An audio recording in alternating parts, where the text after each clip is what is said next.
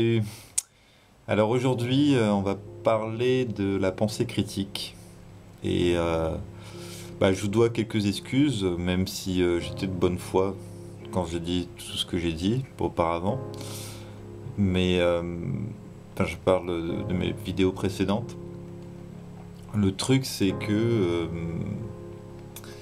c'est un grand bouleversement pour moi parce que je suis obligé de changer de système de pensée. C'est-à-dire qu'avant, je sais plus le terme exact, mais il y a deux types d'approches quand on parle d'une idée ou qu'on partage des infos, etc. C'est l'attitude qui est croyante, on va dire, et puis il y a l'attitude qui est critique, sceptique. Et, euh, et moi, j'étais un peu dans la première option, c'est-à-dire que je vais d'abord croire et après chercher les faits pour prouver que j'ai raison. Alors que les scientifiques, même les penseurs, certains penseurs, les zététiciens, même si à la base j'avais plutôt une dent contre eux, mais en fait non, ils ont une attitude qui est bonne, qui est saine, et puis ils suspendent leur jugement, donc ils veulent juste la vérité. Et c'est vrai que c'est quelque chose de bien que je respecte et que j'aurais dû peut-être envisager plus tôt. Mais disons que j'ai pas ressenti le besoin. Et puis je pense que j'ai découvert des trucs, découvert. J'ai expérimenté des choses qui m'auraient été pas possible de faire si j'avais suivi la pensée critique. Alors déjà, pourquoi je m'y suis mis, pourquoi j'ai changé de méthode. Parce que, comme certains le savent, je suis papa maintenant, et du coup, il y a cette question des vaccins. Donc, si on veut des réponses, il faut bien chercher l'info. Alors que, d'habitude, je suis un peu, je me laisse vivre. Voilà, si c'est pas important, je vais pas. Mais bon, là, voilà, je voulais savoir si vraiment.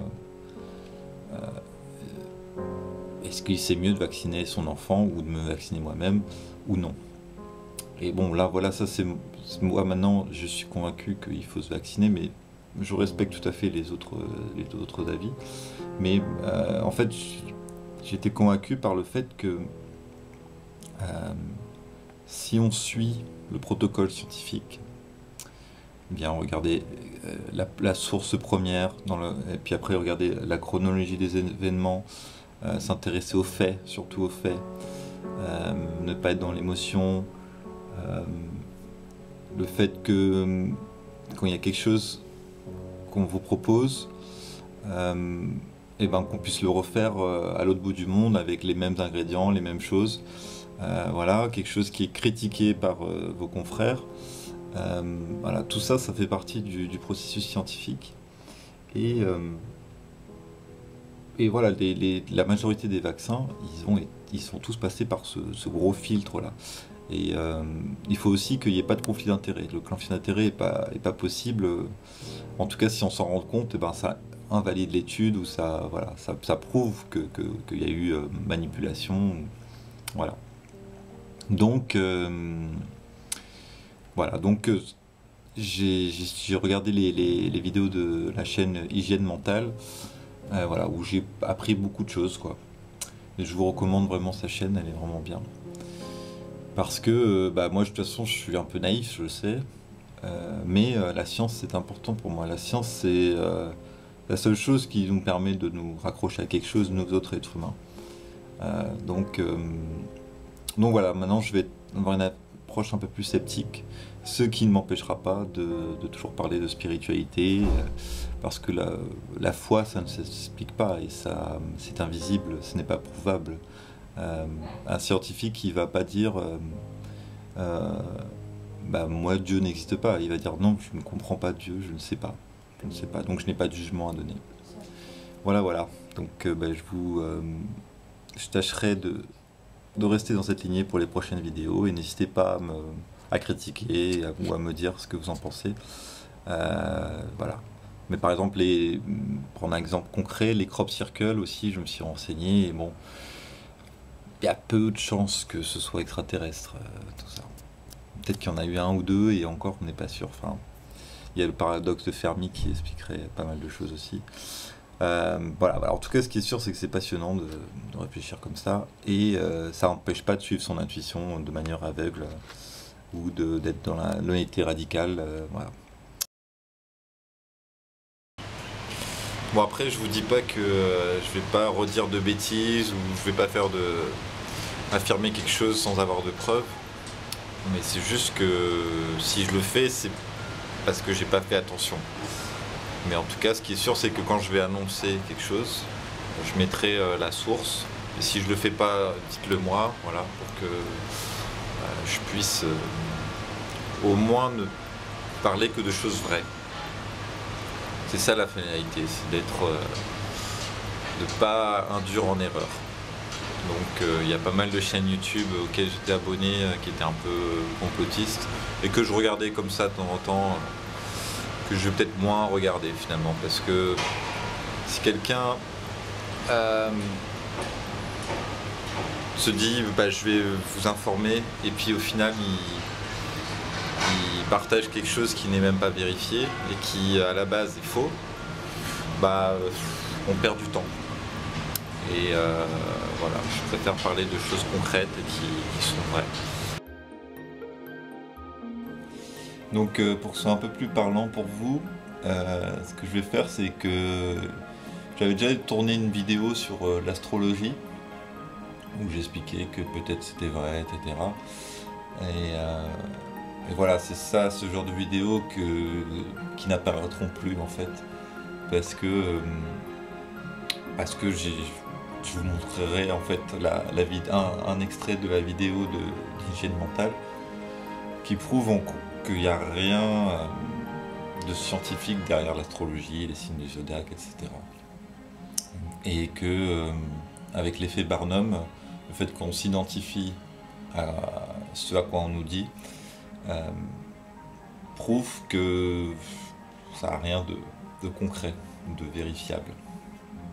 Parce que, par exemple, les horoscopes, si vous lisez n'importe quoi, vous pourrez dire « Ah ouais, ça en fait, c'est un peu comme moi en ce moment. » Voilà. Et surtout, vous allez vous convaincre que c'est vrai. Et voilà. Et puis je sais que par exemple j'ai déjà fait des sophismes, j'ai déjà eu des arguments fallacieux. Donc voilà, c'est tout ça qui va disparaître entre guillemets. Mais voilà. Je pense que c'est une démarche saine et juste.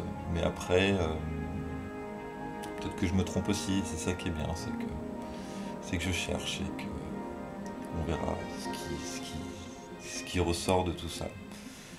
Ce que je sais, c'est que par exemple, pour les vaccins, j'ai réussi. Voilà, maintenant j'ai une opinion et j'ai plus besoin de continuer à chercher. Je sais que, par exemple, le fluor, ça fait 1 an que je me nettoie plus les dents avec du dentifrice fluoré. Je prends des extraits de plantes.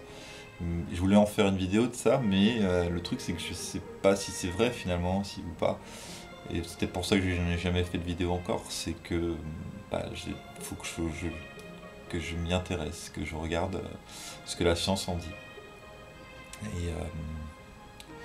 Et voilà, donc bonne vision, et puis à une prochaine, merci de m'avoir écouté. Ouh là là, tout va bien. J'ai toujours eu des doutes sur l'astrologie, sur les signes du zodiaque, etc. Pour moi, ça a toujours été un peu comme quand on avait parlé des voyants. Je trouvais ça un peu, comment dire, un peu, ouais, prenez ces gens-là pour des illuminés ou des gens un peu fous. Mais ce qui m'a mis sur la voie, entre guillemets, c'est qu'il y avait des chevaliers zodiaques. Et les chevaliers zodiaques, c'est un dessin animé dans les années 90 qui passe au Club Dorothée. un des meilleurs.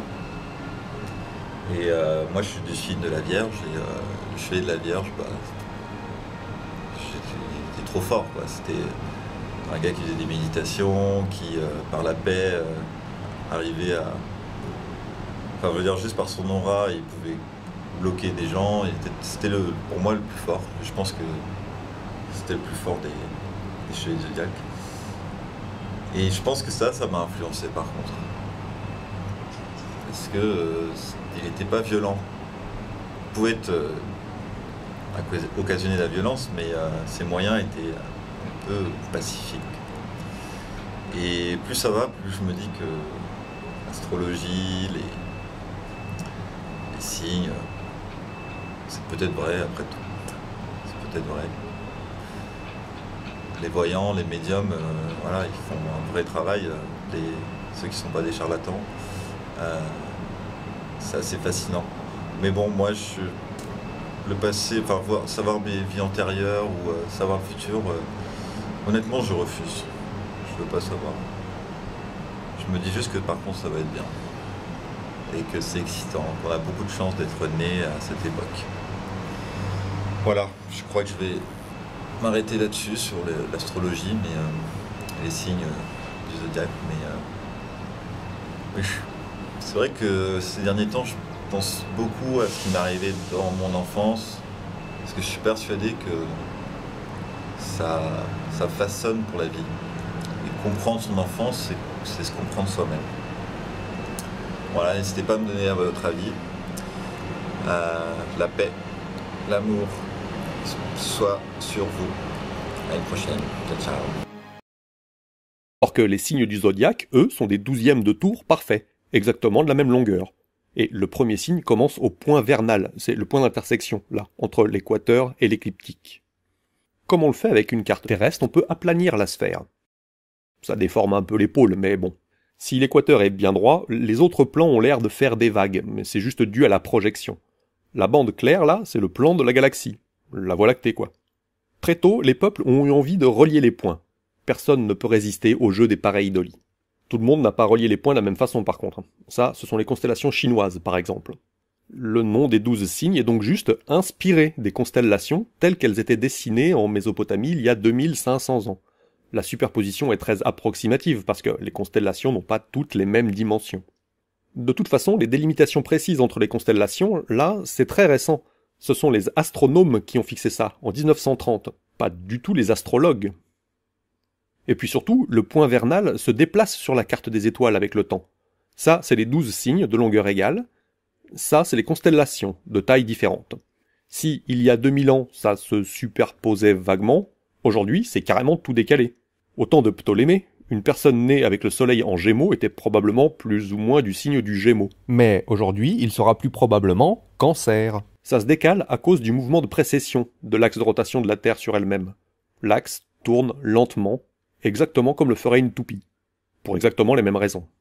Sceptique. Inutile donc de taquiner les astrologues en disant « Vous ne tenez pas compte de la précession des équinoxes. En vrai, je suis Gémeaux, pas Cancer. Ah. » L'astrologie ne prétend pas ça. Vous ne faites que montrer votre inculture du sujet. Donc oui, les fondements de l'astrologie ne sont pas logiques. Mais non, ce n'est pas une raison valable pour rejeter l'astrologie. Oui, les découpages et les noms des signes du zodiaque sont arbitraires. Oui, ils fluctuent avec le temps. Oui, les symboliques des signes et des planètes sont arbitraires et dépendent juste d'une culture en particulier. Oui, aucune force de la physique ne peut expliquer les prétentions de l'astrologie, ni la gravitation, ni rien. Mais c'est pas parce qu'un truc ne correspond pas aux théories scientifiques du moment qu'il n'existe pas. Au siècle dernier, les particules ne se pliaient pas aux règles de la physique de l'époque. Eh bien, on a changé les règles de la physique. Parce qu'on avait suffisamment de preuves expérimentales que, en fait, ces particules se pliaient à d'autres règles. Eh bien, c'est pareil pour l'astrologie. Et c'est pareil pour toutes les autres mancies. Les médecines alternatives, les miracles religieux, le psy et le monstre du Loch Ness. Oui, ça a l'air débile, mais si on a suffisamment de preuves expérimentales, on changera les règles de la physique. Je pense toujours aujourd'hui que l'astrologie, c'est du flan. Mais pas parce que c'est physiquement impossible. Et pas parce que les définitions sont arbitraires.